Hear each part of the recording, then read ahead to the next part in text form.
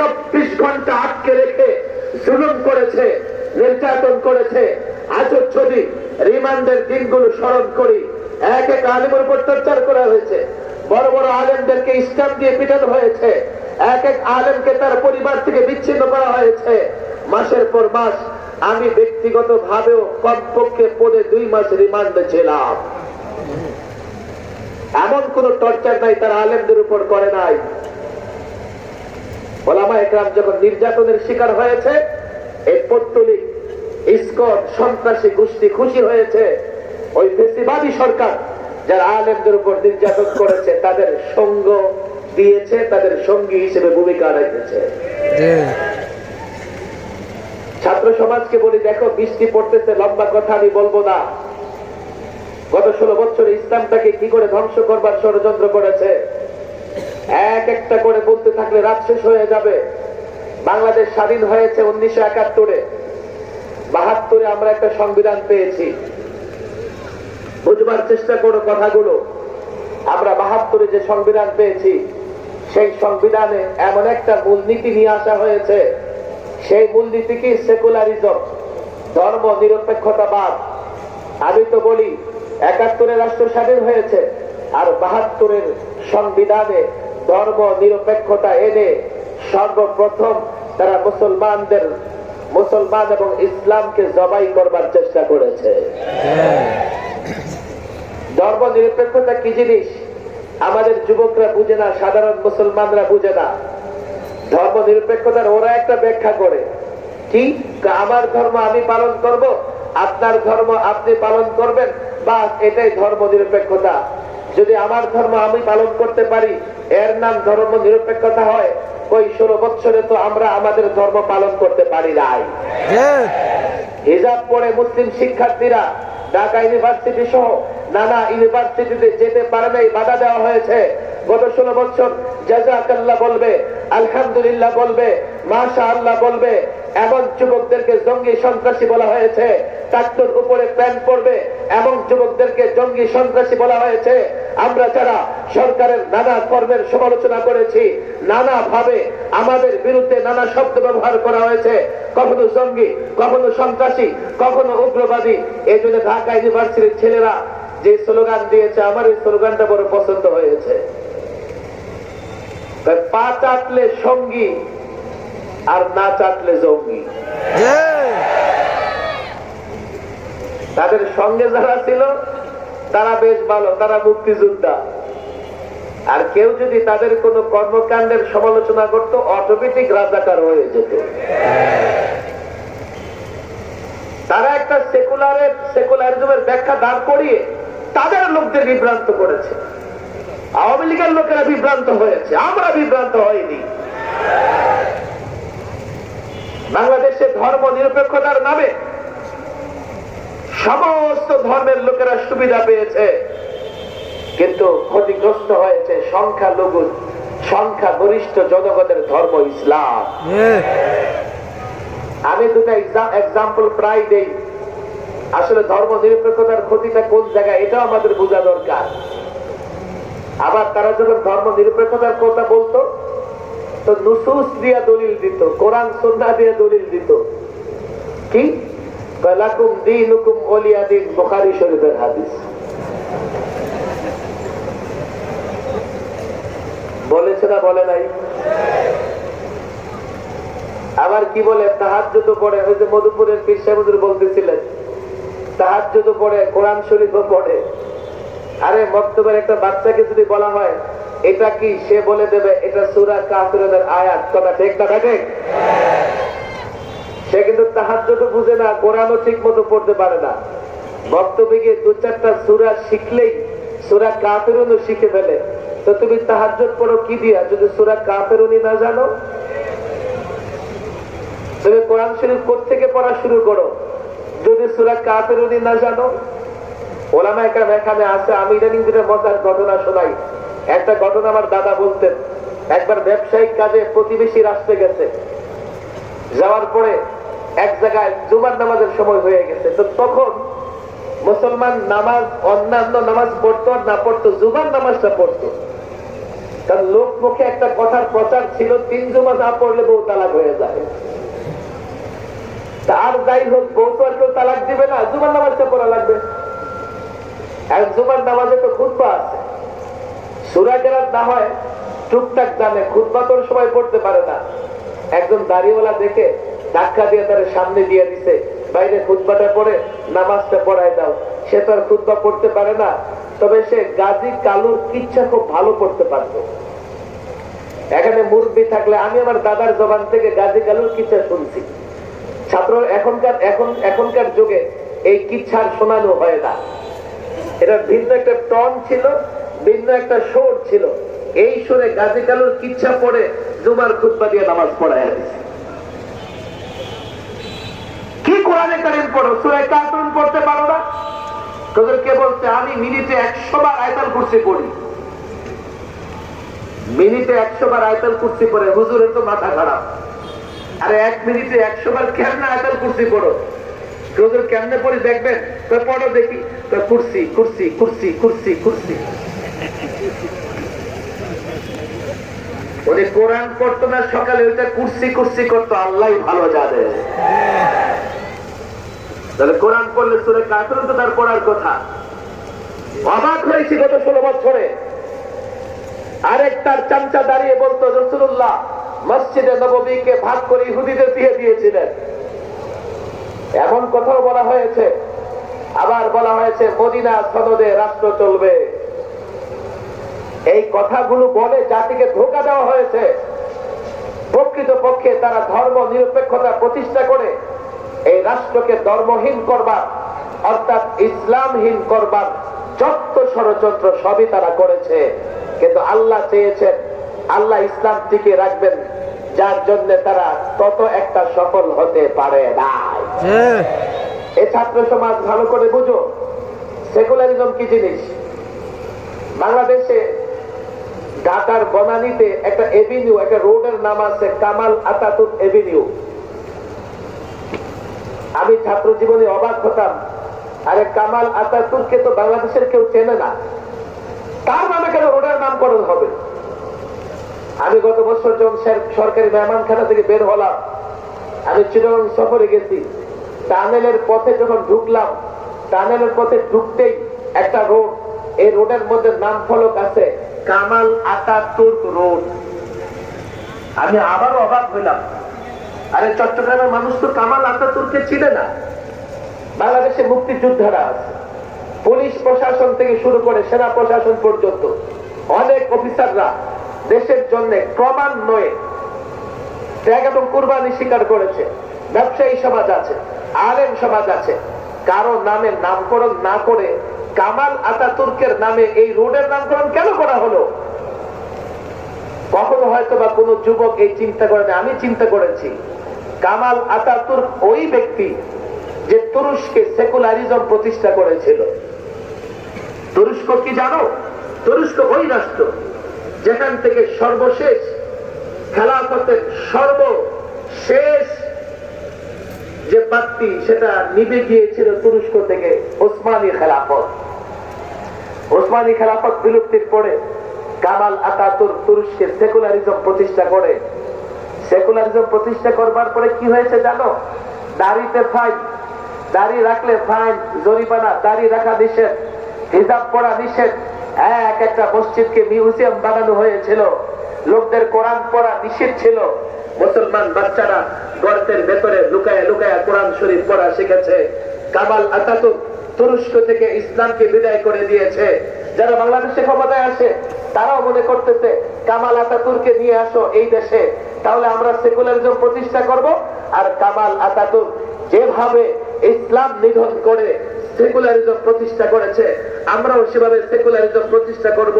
ছাত্র জনতা বলতে পারে এটা তুরস্কের কথা, বাংলাদেশের সমস্যা কি? বাংলাদেশে সেকুলারিজম প্রতিষ্ঠা করবার পরে কিভাবে ইসলাম ধ্বংসের চক্রান্ত করেছে লম্বা বক্তৃতা করতে হবে না, সামান্য বক্তৃতায় বুঝবা।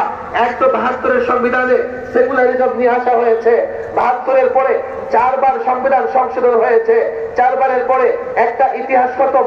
5ম বার একবার পঞ্চমবার সংবিধান সংশোধন হয়েছে, তখন যিনি সংবিধান সংশোধন করেছিলেন প্রেসিডেন্ট জিয়াউর রহমান, সেই সংবিধানে তিনটা বড় ধরনের পরিবর্তন হয়েছিল।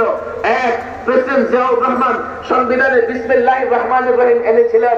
দুই, মূল নীতি হিসেবে আল্লাহর উপর অবিচল আস্থা বিশ্বাস এমন একটা ধারা তিনি সংযোজন করেছিলেন। তিন নম্বর, সেকুলারিজম বাদ দিয়েছিলেন। এই কাজ তিনি করেছিলেন বাংলাদেশের মানুষের ইচ্ছা, বাংলাদেশের মানুষের তামান্না আকাঙ্ক্ষার প্রতি শ্রদ্ধা দেখিয়ে করেছিলেন। আর ৭২-এ যারা সেকুলারিজম নিয়ে এসছে, ওরা মুসলমান ইসলামের গলায় ছুরি চালাবার চেষ্টা করেছে। কেন জানো? কেন কেন কি করে বাংলাদেশের সংবিধানে সেকুলারিজম আসবে? আমরা ৪৭-এ বাংলাদেশ পেয়েছি ইসলামের জন্য। আমার ছেলেরা জোর গলায় একথা বলতে পারে না, আলেমরা জোর গলায় একথা বলতে পারে না। এই ভূখণ্ড পেয়েছি ইসলামের জন্য, এই ভূখণ্ডের মালিকানা পেয়েছি ইসলামের জন্য।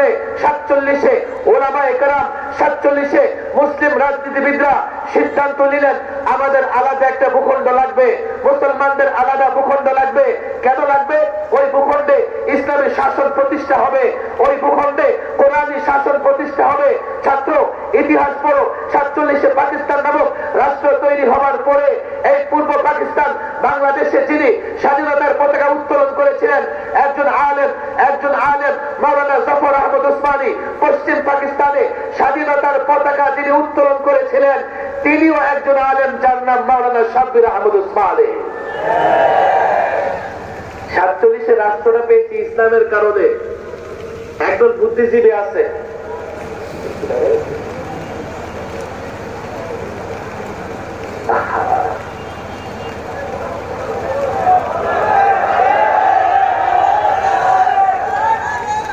বেশিক্ষণ চলবে না, বাইরের লোকদের কষ্ট হইতেছে, প্রচন্ড বৃষ্টি হচ্ছে, কষ্ট হচ্ছে না? চলবে ইনশাআল্লাহ? কারা কারা বলেন চলবে? কারা কারা?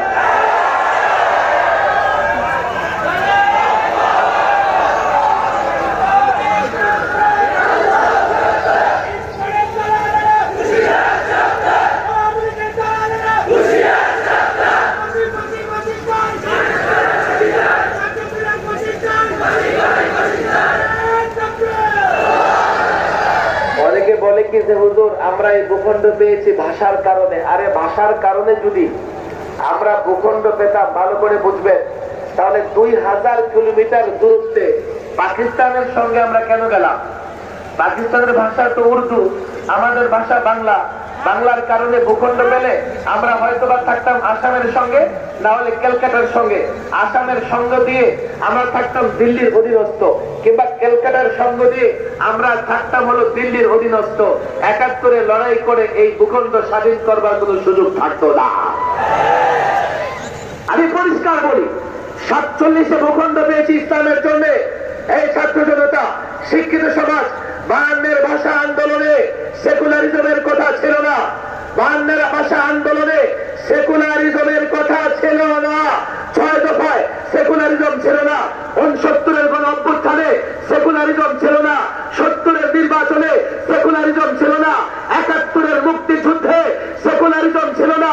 ৭১-এর প্রত্যেকটা মুক্তিযোদ্ধা আল্লাহু আকবার স্লোগান দিয়েছে, ইনশাআল্লাহ বলেছে। হ্যাঁ, হতে পারে তার আমল দুর্বল, ঈমান দুর্বল, কিন্তু মুক্তিযোদ্ধারা আল্লাহর নামে লড়াই করেছে। তাহলে ৭২-এর সংবিধানে সেকুলারিজম কেন আনবে? তাই তো বলি, যারা ৭২-এর সংবিধানে সেকুলারিজমে এনেছে তারা গাদ্দার, তারা দেশদ্রোহী, তারা মুসলমানদের দুশমন। আজকে যারা ৭২-এর সংবিধানকে ফিরিয়ে আনতে চায়, আল্লাহর কসম তারাও দেশ এবং ইসলামের দুশমন, কোন সন্দেহ নাই। রাষ্ট্র দেখো, রাষ্ট্র ৫ই আগস্টে পরিবর্তন হয়েছে। সে ৭৯ থেকে ২০১১ পর্যন্ত ৩২টা বছর এই সংবিধানে বিসমিল্লাহ ছিল। ৩২টা বছর এই সংবিধানে আল্লাহর উপর অবিচল আস্থা ছিল, সেকুলারিজম ছিল না। ১১তে ফেসিবাদীদের নেত্রী সেকুলারিজম নিয়ে এসছে।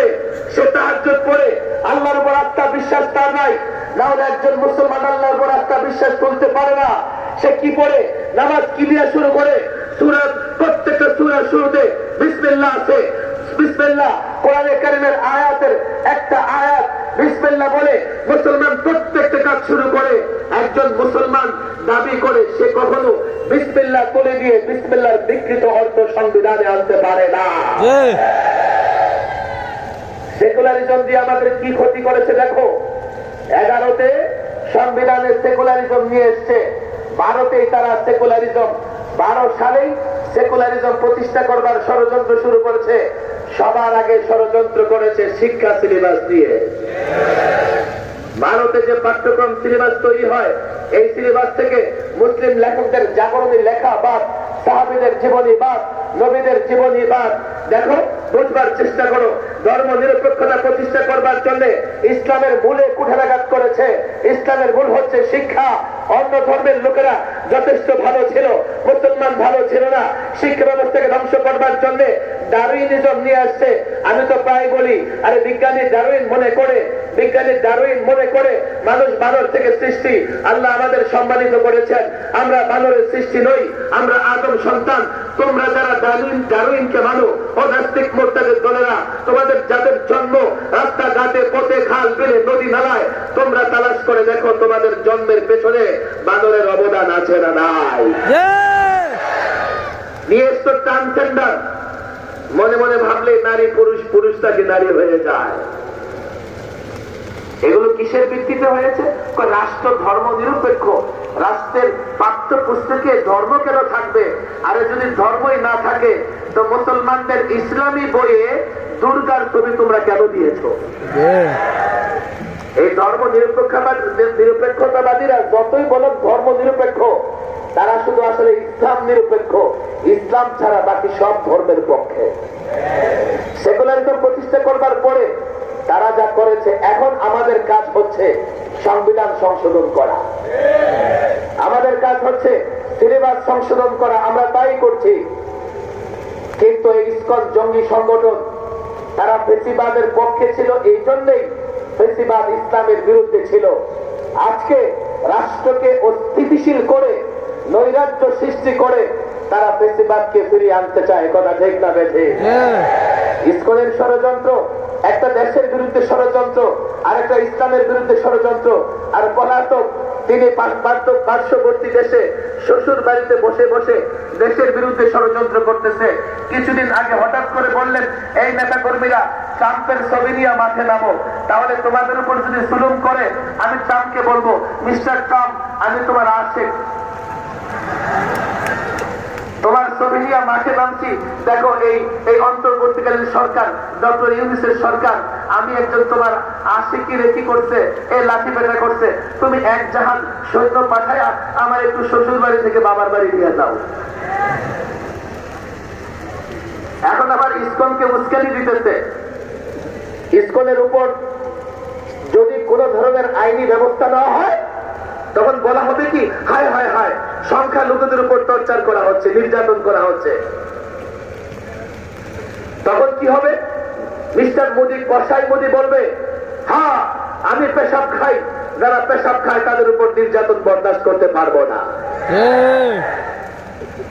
ইসকন মূলত নরেন্দ্র মোদী, যদিও তারা ওই নরেন্দ্র মোদীর অর্থ এবং পয়সার মাধ্যমে দেশকে অস্থিতিশীল করতেছে, প্রকৃতপক্ষে তারা নরেন্দ্র মোদীকে আমন্ত্রণ জানাচ্ছে দেশের বিরুদ্ধে, দেশে আগ্রাসন চালাবার জন্য, এই দেশের স্বাধীনতা সার্বভৌমত্ব নষ্ট করবার জন্য। বলবেন হুজুর, স্বাধীনতা নষ্ট হলে বড় সমস্যা কি? শোনো, দেশ স্বাধীন থাকলে ইসলাম পালন করতে পারবে, দেশ আক্রান্ত হলে ইসলাম পালন করতে পারবে না, দেশ আক্রান্ত হলে মুসলমান ইজ্জতের সঙ্গে বসবাস করতে পারবে না। এই জন্য দেশটাকে স্বাধীন রাখতে হবে, ফেসিবাদ মুক্ত রাখতে হবে। তবে হ্যাঁ, যতই ট্রাম্পের ভয় দেখাও, যতই কসাই মোদীর ভয় দেখাও, আমি ছাত্র জনতাকে বলি, যুবকদের বলি, 5 আগস্টে যখন দেশে একটা পরিবর্তন হয়, দ্বিতীয়বার রাষ্ট্র স্বাধীন হয়, এই ছাত্র জনতা আমেরিকার উপর ভরসা করে লড়াই করে নাই। এই ছাত্র জনতা নরেন্দ্র মোদীর ভয়ে লড়াই ছেড়ে দেয় নাই, আপোষ করে নাই। এর মানে হচ্ছে তারা নরেন্দ্র মোদীকে পরোয়া করে না। এর মানে হচ্ছে তারা ট্রাম্পের উপর ভরসা রাখে না। রাষ্ট্রের মহব্বতে, ইসলামের মহব্বতে তারা রক্ত দিয়েছে, সংগ্রাম করেছে, যুদ্ধ যুদ্ধ করেছে। আরে যখন ফেসিবাদ ছিল তারা পরোয়া করে নাই, এখন ফেসিবাদ পালিয়েছে, পরোয়া করবার দরকার নাই। ট্রাম্পকে তোমরা নিয়ে আসবে, ট্রাম্পকে আমরা পরোয়া করি না। দেখো এই তালেবান যখন আমেরিকা নেটোর সোলজারদের বিরুদ্ধে লড়াইয়ে প্রতিরোধ যুদ্ধে অবতীর্ণ হয়েছে, এই আমেরিকা নেটোর সোলজাররা কাঁথা কম্বল নিয়ে পালাবার সুযোগ পায় নাই। আমরা আমেরিকা বলো, নেটো বলো, আল্লাহর কসম পরোয়া করি না, পৌত্তলিকতাকে পরোয়া করি না। মদিনা রাষ্ট্র কায়েম করেছিলেন আল্লাহর নবী মুহাম্মদ আরবি। মদিনা রাষ্ট্র কায়েম করবার পরে চতুর্দিক থেকে পৌত্তলিক, ইহুদি, কাফের, বেঈমান, মুশরিক মদিনার ভেতর থেকে মুনাফিকরা ষড়যন্ত্র করেছিল মদিনা রাষ্ট্রকে ধ্বংস করে দেবে। সাহাবায়ে কেরাম আল্লাহর নবীর নেতৃত্বে মদিনার চতুর্দিকে গর্ত খনন করে মদিনাকে হেফাজত করেছিলেন। এক এক সাহাবীর পেটে পাথর বাঁধা ছিল, এক এক সাহাবী কতটা জুলুম অত্যাচার সহ্য করে মদিনায় এসেছেন। মদিনায় এসে না খেয়ে পেটে পাথর বেঁধে গর্ত খনন করে মদিনাকে হেফাজত করেছেন।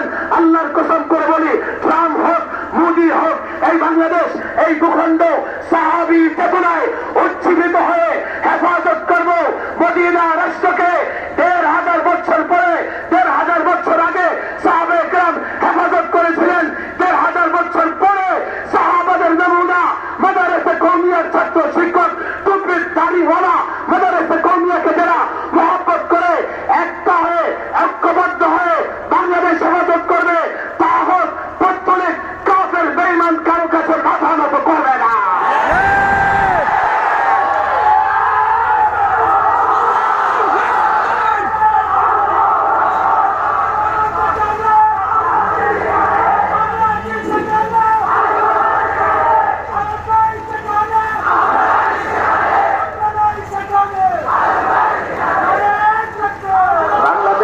বাংলাদেশে সংখ্যালঘুরা জামাই আদরে আছে।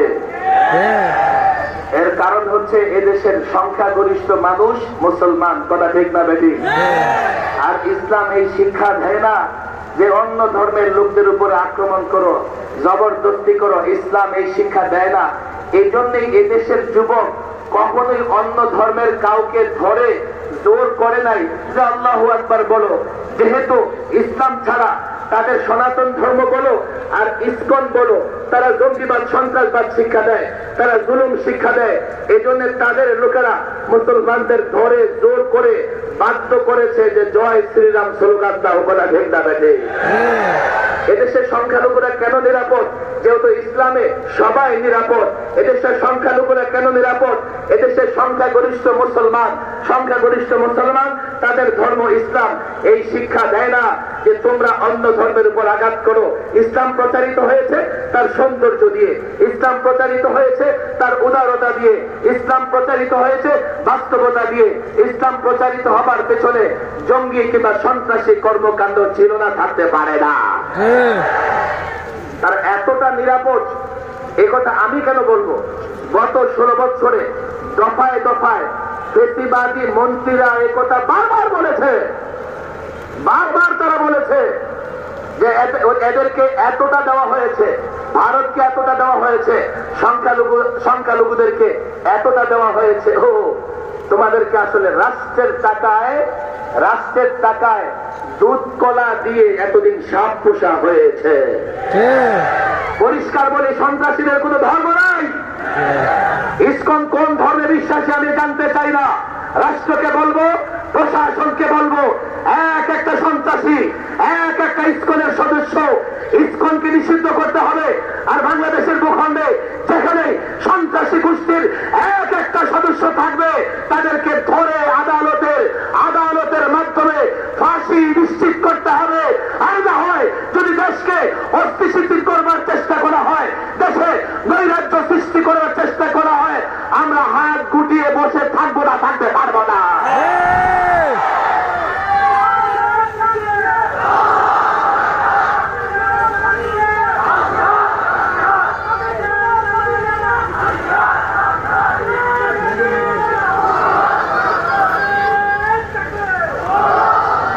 বছর ধরেই ইসলাম শেষ করবার ষড়যন্ত্র হয়েছে।